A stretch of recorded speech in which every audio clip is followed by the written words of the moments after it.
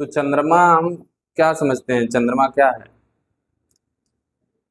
एक प्राकृतिक सैटेलाइट है पृथ्वी का, एकमात्र है। और इससे बनने के लिए मतलब कैसे बना इसके लेकर कई मिथ भी हैं और कई ऐसे फैक्ट भी हैं जिससे साबित होता है कि हाँ इसी तरह बना है। लेकिन कुछ ऐसी चीजें हैं जो काल्पनिक भी हैं, जो वास्तविकता में नहीं है। और इसी तरह इसको दो ऐसी संकल्पनाएं हैं जो काफी ज्यादा मानी जाती है, ठीक ना। मून के बनने की पहली कौन सी है? कल बताए थे थोड़ा सा कि एक थिया नाम का ग्रह था जो आके पृथ्वी से टकराया और उससे जो पृथ्वी का कुछ भाग था वो निकल के आसमान में चला गया, फैल गया, और जब वो इकट्ठा हुआ तो वो बना आपका मून बना। और फिर एक चीज ये है, और इसी में इसी वाले पोर्शन में कि पृथ्वी से ही मून बना है, इसी टाइप का एक और थ्योरी है। उसमें ये बताया गया है कि पृथ्वी पहले थी, ठीक, तो उसका क्या हुआ जब धीरे धीरे सॉलिफाइड हुई तो क्या हुआ कि उसका कोर बना। जैसे हर जगह कोर बनता है, फिर ऊपर का, तो ऊपर की क्रस्ट ये पृथ्वी है। देखिए मान लीजिए ये पृथ्वी,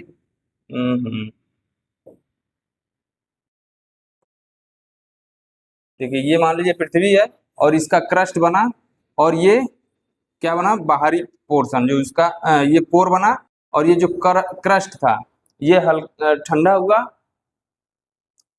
ये ठंडा हुआ, ये ठंडा होने के बाद इसके साथ संयोजन नहीं कर पाया, मतलब बंधा न रह पाया। इससे बंधा न रहने की वजह से कुछ पोर्शन इसका सेंट्रीफ्यूगल फोर्स के कारण बाहर चला गया, ठीक, और जिसके कारण क्या हुआ कि यही चंद्रमा बन गया। तो ये दो थ्योरी है जो वो चंद्रमा को पृथ्वी से ही बना रही है। लेकिन एक थ्योरी और है जो ये बताता है कि जो चंद्रमा है वो पृथ्वी के साथ ही बना है या पृथ्वी से पहले का बना है। कैसे? इसके लिए हम लोग देख लेते हैं कि जब क्या होता है कि बिग बैंग हुआ, बिग बैंग नहीं, जो सुपरनोवा विस्फोट हुआ, पृथ्वी का उत्पत्ति कैसे हुई है? सुपरनोवा विस्फोट से एक बड़ा तारा था, ठीक, और इस पे क्या होता है, एक्सप्लोजन होता है, सुपरनोवा विस्फोट होता है। इसमें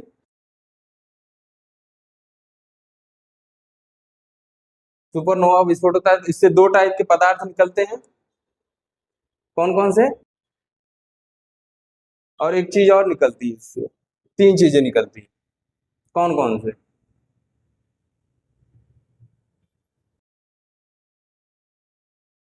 मतलब जो सुपरनोवा विस्फोट होता है उसके कारण तीन चीजें निकलती बनती हैं उससे।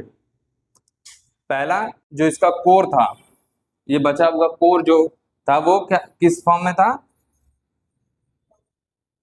आयरन फॉर्म में था। या यही क्या बनता है आपका, अरे ये सन बनता है, जो इसका कोर बचा रहता है वो क्या बनता है? Neutron star. न्यूट्रॉन स्टार बनता है ना, न्यूट्रॉन स्टार। और कभी कभी इसको क्या बोला जाता है, न्यूट्रॉन स्टार को?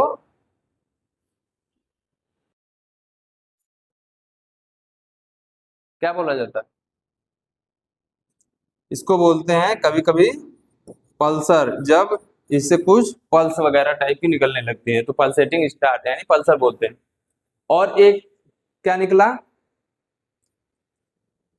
हाइड्रोजन प्लस हीलियम, इसके बादल निकले। और एक धूल कण, ठीक।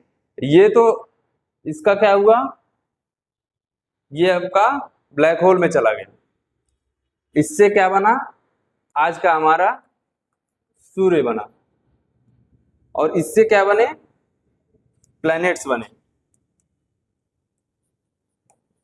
और इसमें धूल कणों के साथ कुछ गैसें भी थी, और इन गैसों के कारण प्लैनेट्स, जो आंतरिक प्लैनेट है और बाह्य प्लैनेट, दो टाइप की चीजें बनी। तो बताते हैं कि जो ये धूल कण थे इसी के कारण कुछ पोर्शन हल्का बच गया था जो चंद्रमा में भी कन्वर्ट हो गया। और ये पृथ्वी के गुरुत्वाकर्षण में आ गया, जिससे इसी से बध के रह गया। और बधने के बाद क्या हुआ कि इसको कैसे मतलब प्रूफ किया गया कि जब एक अपोलो चंद्रयान सबसे पहले गया था ना मून पे, फिर उसके बाद बहुत सारे चंद्रयान गए और वहां से मून की कुछ मिट्टी लाई गई। जब मिट्टी लाई गई तो क्या हुआ कि जो मिट्टी थी उसको ऑब्जर्व किया गया है, कार्बन डेटिंग से या फिर कैसे भी उसको ऑब्जर्व किया गया, तो ये पाया गया कि जो पृथ्वी की मिट्टी है, पृथ्वी की मिट्टी और चंद्रमा की मिट्टी, ठीक ना, ये इस मिट्टी से ज्यादा पुरानी थी, ये पुरानी थी इससे। तो जब चंद्रमा ज्यादा पुराना है पृथ्वी से, ये चीज देखा गया, तो कैसे हम कह सकते हैं कि पृथ्वी से चंद्रमा बना। तो जो दो थ्योरियां पहले की थी वो गलत साबित हो गई। तो लेकिन जो गैसें थी वो तो साथ में निकली, तो चंद्रमा और पृथ्वी को साथ ही बनना चाहिए था। तो ऐसा क्यों हुआ कि चंद्रमा की मिट्टी ज्यादा पुरानी है, पृथ्वी की मिट्टी कम पुरानी है? इसको आप लोग सोच सकते हैं कैसे कैसे ऐसे हो सकता है? जैसे कि मान लीजिए ये इतना बड़ा ग्रह है और एक हल्का छोटा ग्रह, लेकिन उनका शेप लगभग समान है, शेप समान है लेकिन साइज चेंज है। ये बहुत देर में ठंडा हुआ, ठीक ना, इसकी जो क्रस्ट थी वो बहुत देर में, क्योंकि इसके अंदर बहुत ज्यादा लावा वगैरह भरा था और ये इसमें ज्यादा ये चीजें नहीं थी, तो ये जल्दी ठंडा हो गया। तो जब मैग्मा से जो क्या बोलते हैं, जो चट्टाने मैग्मा से जल्दी ठंडा होकर बनेंगी तो वो पुरानी कहे जाएंगी, और जो बाद में ठंडी होंगी वो नई कहे जाएंगी, ठीक ना। तो ये रीजन था कि जो पृथ्वी थी वो बाद में ठंडी हुई और चंद्रमा पहले ठंडा हो गया, इसलिए वहां की मिट्टी क्या हुआ, पुरानी है, और पृथ्वी की जो है वो नई है। तो इस रीजन से ये कहा गया कि जो चंद्रमा है वो पृथ्वी के साथ ही बना, उसी मैटर से बना जो पृथ्वी से, और कुछ कुछ कंपोजिशन चंद्रमा का अलग भी है पृथ्वी से। क्या अलग है कि पृथ्वी की हम डेंसिटी देखते हैं, सांद्र घनत्व, क्या बोलते हैं उसे, घनत्व ना,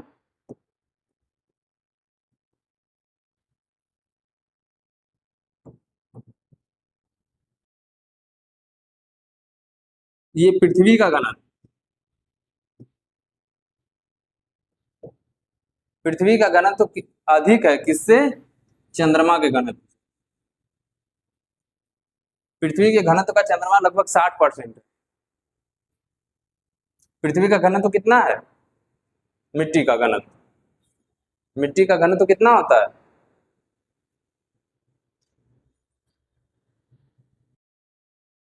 देखिए आप लोग को पेज पलटना पड़ता है, छोटी छोटी चीजें तो याद रहनी चाहिए ना। पानी का घनत्व कितना होता है,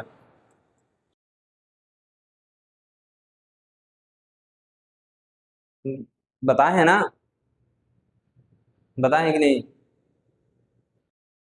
दिमाग थोड़ा आप लोग सिक्योर करके रखिए, ज्यादा ना खत्म करिए, जल्दी जल्दी खत्म हो रहा है आप लोग का दिमाग।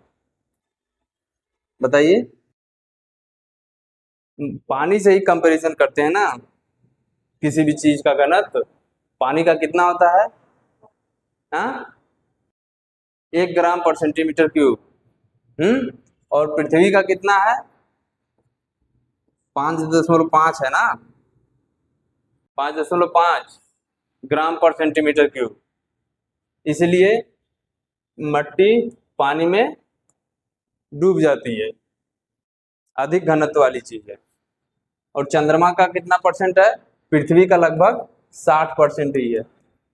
तो 5.5 का 60% निकालेंगे तो पता चल जाएगा। ठीक, तो ये चीज है, चंद्रमा की उत्पत्ति ऐसे हुई है, ठीक ना। और फिर क्या बता रहे थे आप लोगों को, चंद्रमा की उत्पत्ति, चलिए ठीक।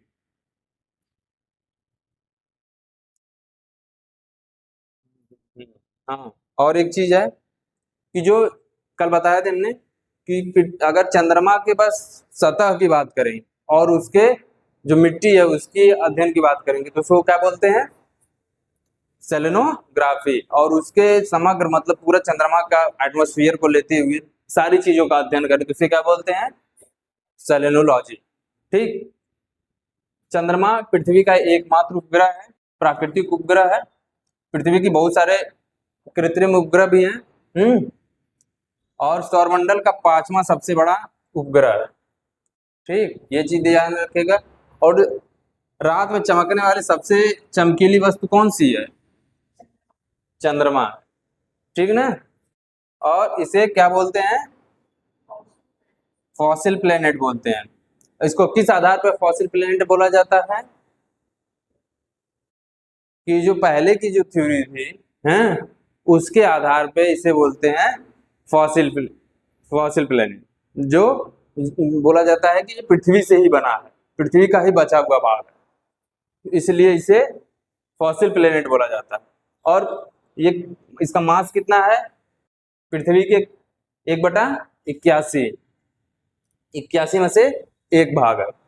ठीक, और डायमीटर कितना है, तो ये सब बहुत ज्यादा याद रखने की जरूरत नहीं है, 3476। डेंसिटी आपको याद रखने की जरूरत है कि चंद्रमा की डेंसिटी पृथ्वी से कम है। ठीक, और उसकी ग्रेविटी कितनी है,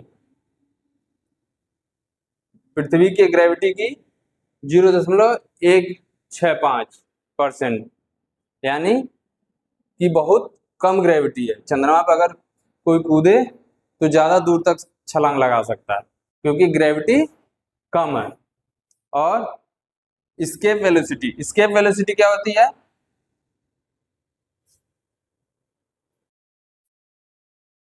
एस्केप वेलोसिटी क्या होती है, फिजिक्स में नहीं पढ़े आप लोग,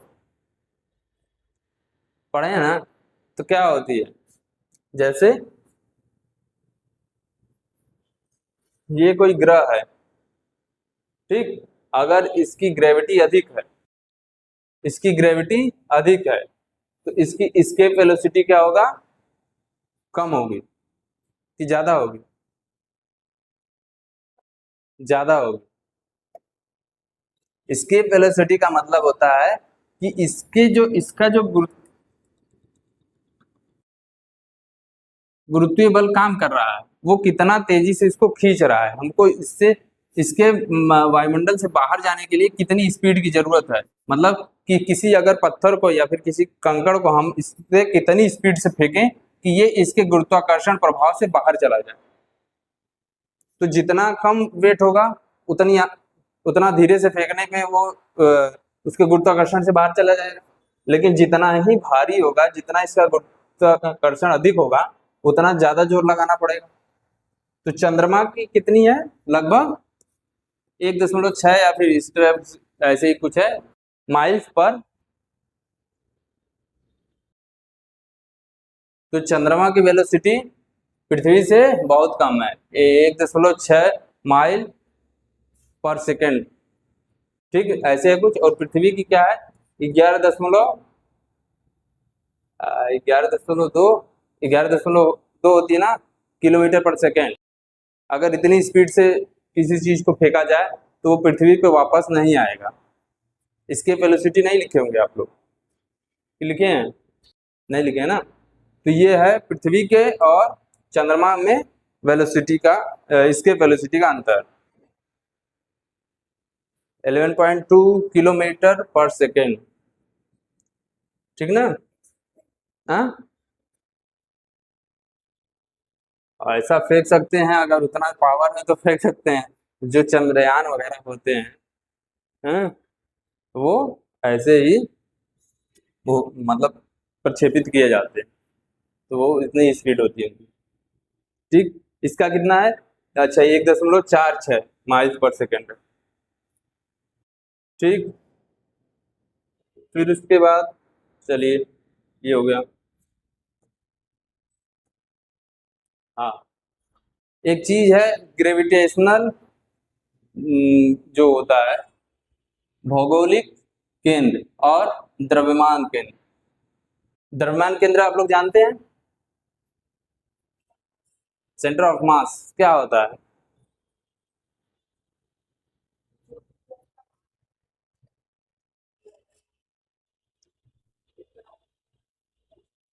हाँ,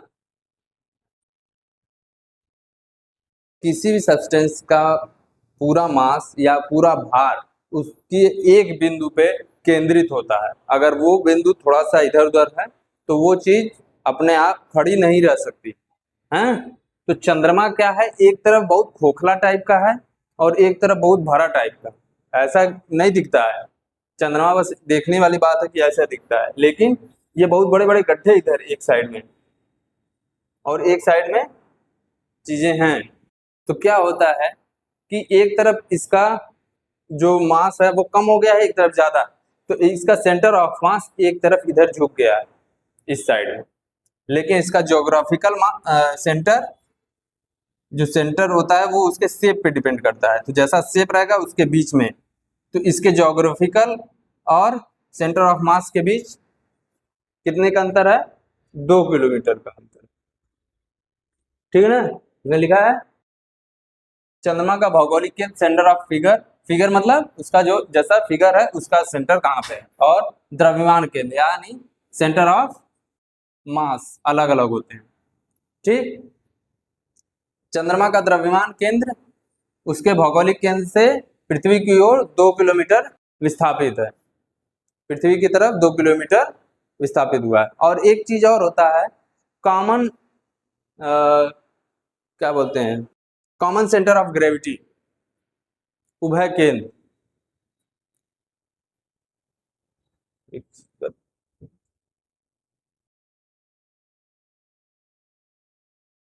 उभय केंद्र, अगर दो चीजें एक दूसरे को एक तरफ से खींच रही हैं तो इनका एक पॉइंट होगा जहां पे दोनों का बल बराबर काम करता है।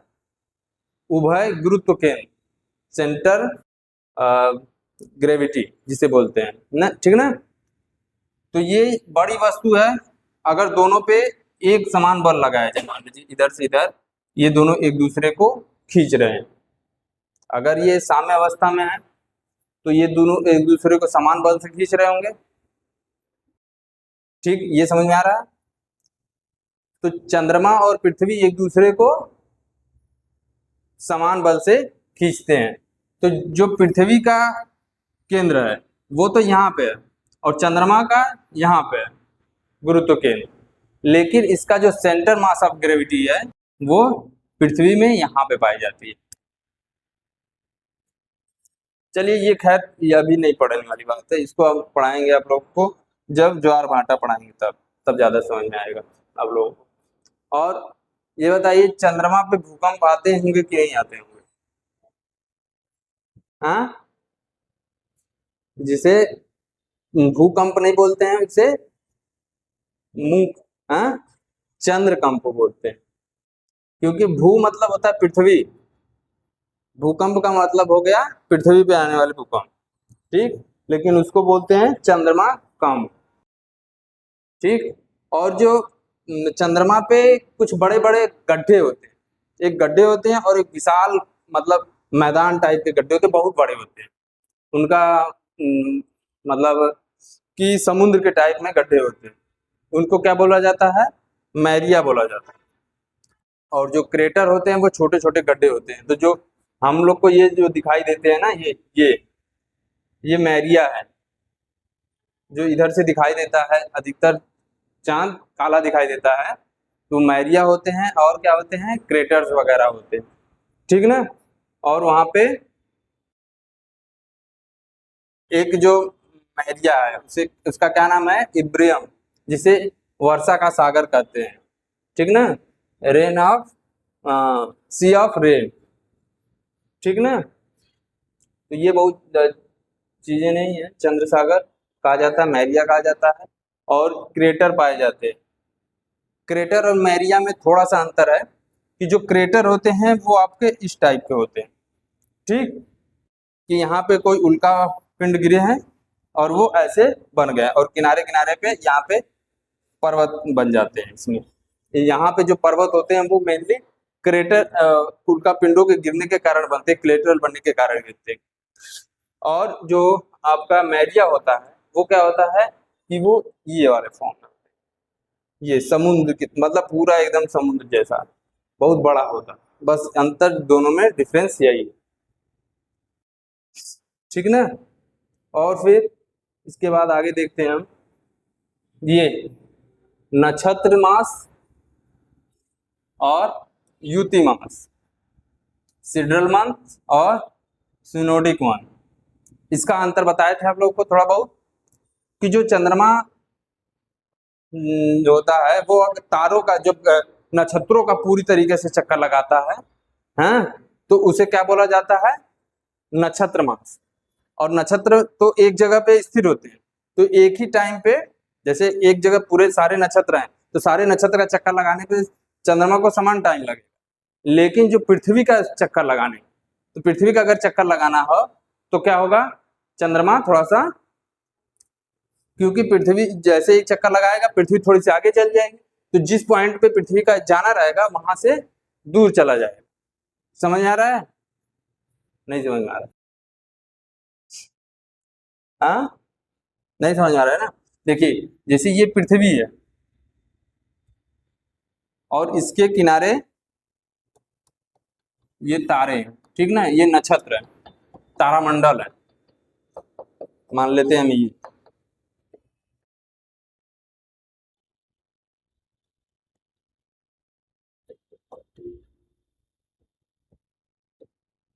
ठीक, और चंद्रमा यहां से चक्कर लगा रहा है, ठीक। तो ये मान लीजिए चक्कर लगाते लगाते इसका एक बार चक्कर लगाने में, इसको एक बार चक्कर लगाने में एक पूरा समय जो लगा है वो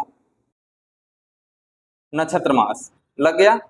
लेकिन जब तक ये घूम के यहाँ पे जाएगा, हाँ, यहां से मान लीजिए स्टार्ट किया है, ठीक ना, और ये घूम के आया यहीं तक, यहां तक आ गया, लेकिन जो पृथ्वी है, जो पृथ्वी है उसको, ये तो यहाँ पे था लेकिन पृथ्वी आ गई यहाँ पे, तो जब यहाँ पे आएगा तब उसका चक्कर पूरा होगा। समझ आया, तो अब जब ये यहाँ आएगा तब इसका यहाँ वाला पॉइंट का पूरा होगा। तो इसलिए जो इतना टाइम ये लगा है वो क्या है, वही टाइम एक्स्ट्रा लग जाता है सिनोडिक मंथ में, ठीक ना, जिसे युति मास कहते हैं। तो ये दोनों कॉमन डिफरेंस है हल्का सा, और इससे क्या होता है कि इसको, यह एक समय है जो चंद्रमा को पृथ्वी का एक चक्कर पूरा करने में, जो पृथ्वी का एक चक्कर पूरा करने में, जब यह इसे दूर तारों की स्थिति के सापेक्ष देखते हैं तो इसमें क्या होगा, तारों की स्थिति के यानी तारामंडलों की स्थिति के सापेक्ष में देखेंगे। लेकिन यह चंद्रमा पृथ्वी के चारों ओर एक अपनी कलाओं में पूरा करने के लिए, जो अपनी एक अमावस्या से दूसरी अमावस्या के बीच में लगने वाला समय कितना होता है, 29 साढ़े 29 दिन। तो एक अमावस्या से दूसरी अमावस्या तक जो टाइम लगता है उसे युति मास बोलते हैं, ठीक है, उसे नक्षत्र मास नहीं बोलते हैं, ये गलत हो जाएगा। क्वेश्चन में आता है एक पूर्णिमा से या एक अमावस्या से दूसरी अमावस्या तक लगने वाला समय, ये क्वेश्चन आता है, ठीक। फिर उसके बाद हम देखते हैं, समझ में आ रहा है कि नहीं समझ में आ रहा है। और जो चंद्रमा पे गैसें, कौन कौन सी गैसें कितनी है, जो हीलियम है, हीलियम की डेंसिटी सबसे ज्यादा है, ठीक। फिर उसके बाद नियॉन की है, फिर हाइड्रोजन की है, फिर आर्गन की है। ये डेंसिटी पर क्यूब दिया है, पर सेंटीमीटर क्यूब दिया है, पर क्यूबिक सेंटीमीटर, ठीक ना। तो इतना इसलिए यहाँ पे क्या सांस नहीं ली जा सकती, क्योंकि यहाँ पे क्या चीजें ज्यादा है, हीलियम, हाइड्रोजन वगैरह ज्यादा है, तो यहाँ पे सांस लेना आदमी के लिए सही नहीं है, ठीक ना। और ये ये चीज आप लोग को बाद में बताएंगे हम, जब क्या पढ़ा, टाइड्स वगैरह पढ़ाएंगे। ये कॉमन सेंटर ऑफ ग्रेविटी, उभय गुरुत्व केंद्र, ये जब टाइड आता है, तो जब पृथ्वी चंद्र, टाइड किस लिए आता है, टाइड मतलब ज्वार, ज्वार भाटा, तो ज्वार मून के कारण आता है, तो मून पृथ्वी को अट्रैक्ट करता है, लेकिन पृथ्वी को तो पूरा खींच नहीं सकता, तो क्या होता है, इसकी कॉमन सेंटर ऑफ ग्रेविटी यहाँ आ जाती है, और इसके कारण पानी जो है हल्का इधर खींच जाता है, और जब इधर खींच जाता है और पीछे का कॉमन सेंटर ऑफ ग्रेविटी इधर चली आई, तो पीछे की जो लगने वाला फोर्स होता है, हाँ, वो भी थोड़ा सा कम हो जाता है, इसके कारण पीछे भी टाइड आता है। तो ये अलग चैप्टर में होता है, ठीक ना। अभी हम लोग यहाँ पे देखेंगे चंद्रमा की जो कलाएं हैं, जो उसके हाँ फेज है, ठीक। इसको फेज, इसमें दो चीजें हैं, इक्लिप्स नहीं है, ये इक्लिप्स नहीं है, ठीक ना। एक चीज होती है जिसे बोलते हैं, जब तीन पिंड, कोई भी तीन पिंड, ब्रह्मांड के कोई भी तीन पिंड एक दूसरे की लाइन में आ जाते हैं, लीनियर पोजीशन में आ जाते हैं, तो उसे क्या बोला जाता है, सीजीगी,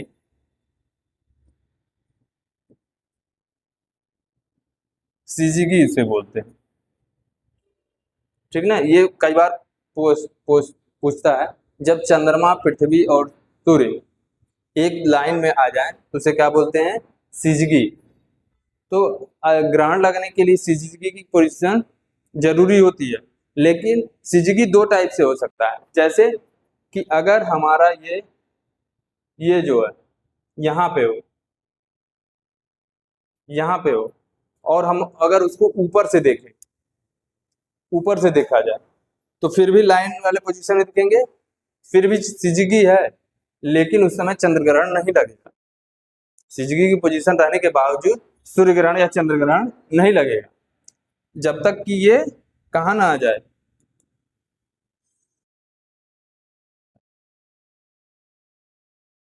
ये जब तक कि यहाँ पे ना आ जाए, यानी इसका जो चक्कर लगाने वाली रेखा है और इसकी जो चक्कर लगाने वाली रेखा है एक ही लाइन में ना आ जाए, ठीक, तब तक आपका चंद्र ग्रहण या सूर्य ग्रहण नहीं लगेगा। तो ये चंद्र ग्रहण या सूर्य ग्रहण वाले पोर्शन में देखेंगे, अभी हम ये देखते हैं। ये कौन सा दिन है, अमावस्या का दिन, अमावस्या का दिन सूरज दिन में दिखेगा, दिन में दिखता है सूरज, अमावस्या है, लाइट उधर से पड़ रही है सूर्य पे, इधर से तो काला दिख रहा है, तो कहां से दिखेगा, सूरज दिखेगा ना, चंद्रमा की बात होता है, अच्छा सॉरी गलती हो गई, चंद्रमा की बात बता रहे हैं, चंद्रमा नहीं दिखेगा उस दिन में भी नहीं दिखेगा, और रात में उगेगा ही नहीं, तो नहीं दिखेगा। फिर उसके बाद जब, इसी को बोलते हैं न्यू मून, यहां से अब नया मून बनना स्टार्ट होता है, ठीक। उसके बाद फिर आपका आता है crescent moon, crescent moon, crescent moon आपका थोड़ा सा शाम के टाइम दिखना स्टार्ट हो जाता है, इधर देखिए, इधर क्या है, शाम, हाँ हाँ, चंद्रमा को ढक नहीं लेती है, वहां पे सूर्य की लाइट नहीं पड़ती है, अगर यहाँ पे है चंद्रमा, यहाँ पे मान लीजिए है, तो इस पे अगर लाइट नहीं पड़ रही तो हमको नहीं दिख रहा है चंद्रमा, तो ये अगर इस दिन के टाइम में, तब तो लाइट पड़ रही है ना, उसके पीछे वाले पोर्शन पे लाइट पड़ रही है, इस वाले पोर्शन पे लाइट नहीं पड़ रही, और यही जब आ जाता है कहाँ, सूरज के सामने आ जाएगा, जैसे सीजीगी की पोजीशन में ना हो, सूरज के लीनियर पोजीशन में हो जाए, तो उस समय क्या हो जाता है, सूर्य ग्रहण लग जाता है। तो सूर्य ग्रहण हमेशा किस दिन लगेगा, अमावस्या के, इसीलिए सूर्य ग्रहण हमेशा किस दिन लगता है, अमावस्या के दिन लगता है। जब ये पोजीशन एकदम लीनियर पोजीशन में हो जाए, सिजगी की पोजीशन में ना रहे, एकदम लाइन वाली पोजीशन में आए, तो उस दिन चंद्र ग्रहण सूर्य ग्रहण लग जाता है। तो ये बात है। और अगर लीनियर पोजीशन में नहीं है तो उस दिन अमावस्या होती है और न्यू मून होता है, उस दिन चंद्रमा दिखाई नहीं देता है।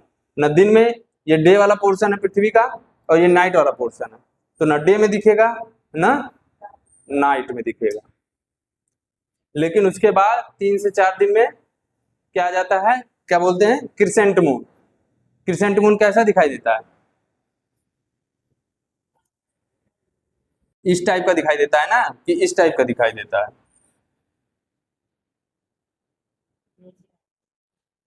इस टाइप का चंद्रमा देखें कभी, इसे लटका हुआ नीचे से?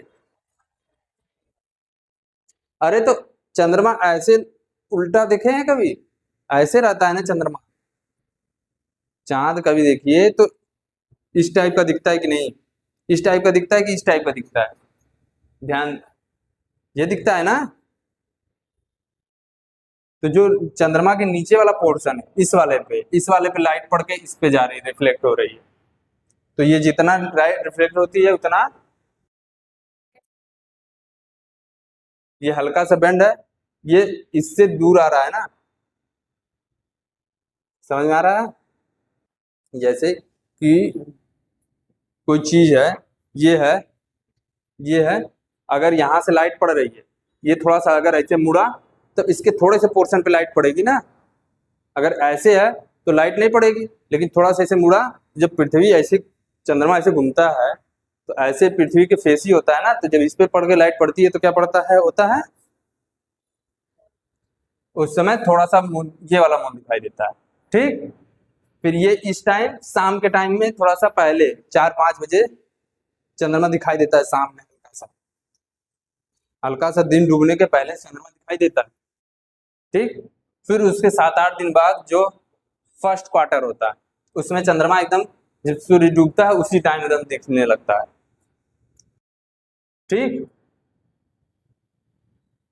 फिर कुछ देर तक दिखाई देगा, फिर उसके बाद नहीं दिखाई देता है।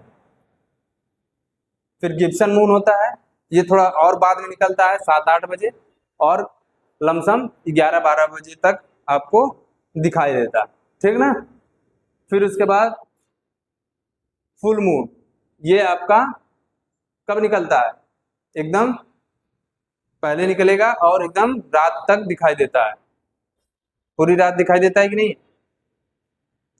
फिर उसके बाद जो गिब्सन मून थर्ड क्वार्टर का होता है, ये 11-12 बजे निकलता है, कभी कभार सूरज चंद्रमा 11-12 बजे निकलते हैं। फिर उसके बाद एकदम भोर में निकलता है, भोर,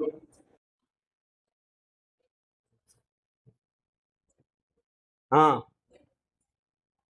तो लिनियरिटी पे जिस दिन आ गया, और जिस दिन लिनियरिटी पे आ जाएगा उस दिन क्या लग जाएगा, चंद्र ग्रहण। अगर लिनियरिटी पे नहीं है तो क्या लगेगा, ऊपर नीचे का मतलब नहीं, जब एकदम लाइन में इसका क्रॉस ये बने, जब आपको लूनर पढ़ाएंगे, लूनर एक्लिप्स, तब ज्यादा बेटर समझ में आएगा। जैसे रुकिए अभी बता, ये जो है ये पृथ्वी है, ठीक, ये किसका चक्कर लगा रही है, सूर्य का।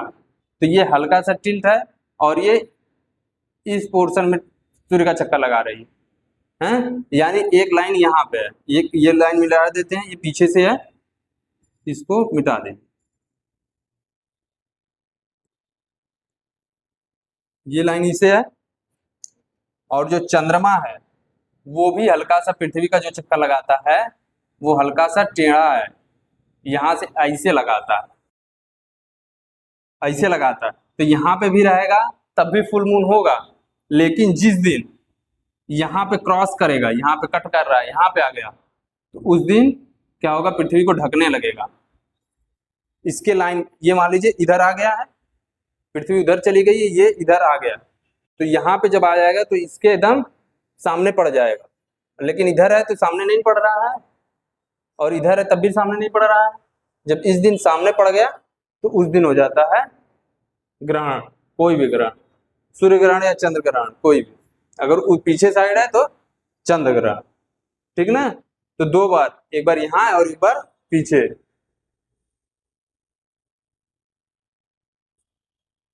तो ये फिर उसके बाद ये आपका एकदम सुबह में निकलेगा और ये थोड़ा सा और सुबह निकलता है सूर्य चंद्रमा, ठीक। तो ये होती है इसकी पोजीशन, और इसे क्या बोलते हैं, न्यू मून, और इसे क्या बोलते हैं, फुल मून। ये 2 चीजें होती हैं। और हम चंद्रमा का हमेशा कितना % देख सकते हैं, केवल 54% भाग ही देखते हैं, क्योंकि थोड़ा सा इधर से ज्यादा दिखाई देता है, इधर से, तो हल्का सा हम बस एक्स्ट्रा देख सकते हैं, पूरा हम नहीं देख सकते हैं चंद्रमा, ठीक ना। तो ये फिर उसके बाद है आपका, ये कुछ फैक्ट वगैरह हैं जो आपको ब्लू मून बताए थे, और रेड मून भी बताए थे ना। रेड मून क्या होता है, रेड मून क्या होता है,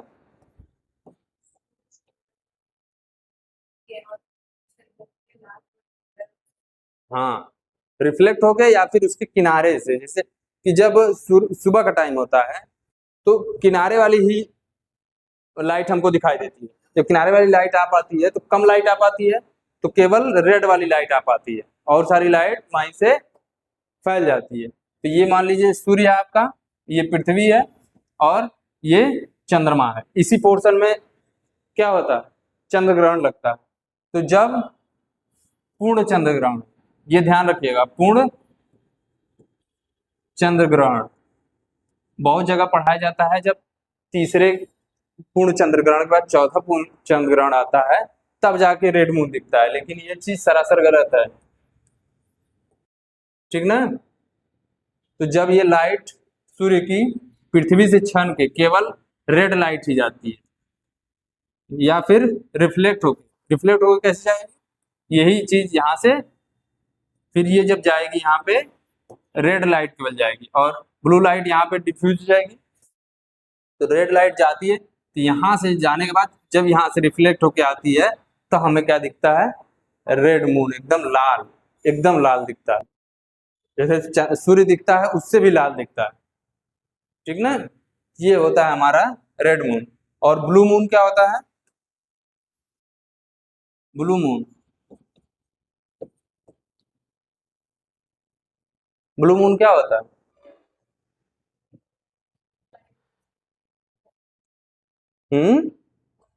ब्लू मून ये बताए थे हम। ब्लू मून हमने बताया था कि जब एक युति मास में, यानी 30 दिन के समय में दो दो बार पूर्णिमा आ जाए, 2 बार पूर्णिमा आ जाए, तो पहले को पूर्ण पूर्णिमा बोलते हैं, फुल मून बोलते हैं, और दूसरे को ब्लू मून। बस यही अंतर है। ये थोड़ा सा लोग कहते हैं कि बड़ा दिखाई देता है, लेकिन ऐसा जनरली होता नहीं, ठीक नहीं। तो ये हो गया आपका ब्लू मून।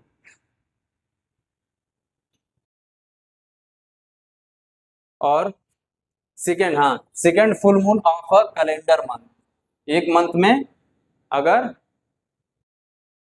दूसरा फुल मून आ जाए तो वो उसे क्या बोलते हैं, blue moon. Magnetic cycle of a lunar phase of 19 year, during this time there are 235 lunar month and hence 236 full moon, ठीक ना। दो,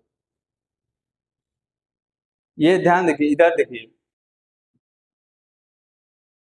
235 लूनर मंथ और 236 फुल मून, यानी एक ब्लू मून होगा, ठीक ना। और ये ब्लू मून कब कब दिखा था ये है, तो ये फैक्ट है, इसको याद करने की जरूरत नहीं है। Other meaning of blue moon, अलग अलग लोगों ने अलग अलग चीजें बताई थी, ये सब भी जानने की जरूरत नहीं है। ये चीज जानने की जरूरत है क्या, कि कब चंद्रमा सबसे दूर होता है और कब सबसे पास में होता है, कब सबसे दूर में होता है।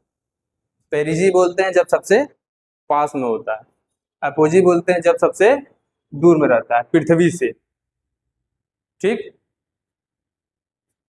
उपभू और अपभू, ठीक ना।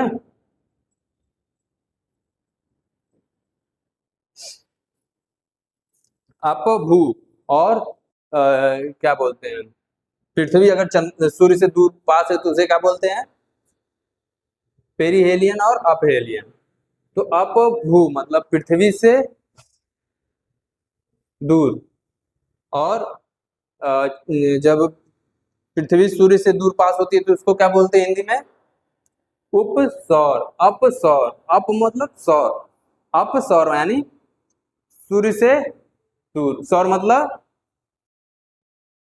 सौर मतलब सूर्य से रिलेटेड, भू मतलब पृथ्वी से रिलेटेड। तो अपसौर और अपभू में अंतर समझ आए, पृथ्वी से चंद्रमा की दूरी और सूर्य से पृथ्वी की दूरी, ठीक ना। तो ये था आपका ये सारी चीज।